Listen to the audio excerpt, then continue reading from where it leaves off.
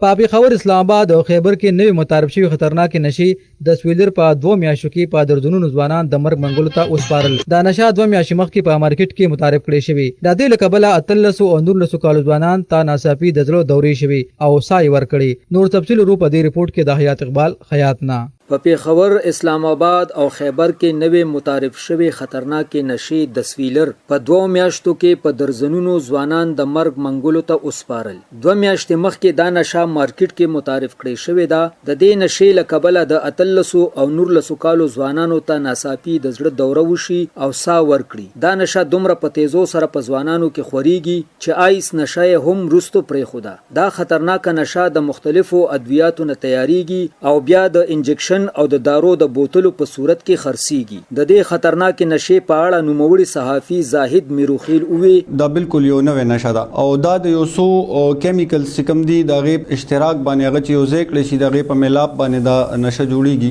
پغې کې پهله شی چې کوم دی هغه کوکین دی، فنټانایل دوايي دا هغه او پنرامین یو دوايي دا او افیډرین هم د کې شامل دي. خود دې د لاسه خلکو ته دومره زیاته خطر ده کوم خلکو استعمال کړي دا نو اغه ته په 18 سال کې کارډیک ارست شوه دی. مطلب دا غیزړه کار پرې خېده د چا مطلب بالکل هغه بلک سات کې هغه خلک مړ دي. د افسوس مقام دا دی چې تر اوسه پورې په حکومتي سطح د دې خطرناکې نشې خلاف کوم موثر ګام نه دی اوچت کړی شوی. د څه په وجه چې دا نشه د سویلر ډیره په تیزو سره په ځوان کل کې خوريږي. حیات اقبال، حیات، ریډیو اباسین نیټورک.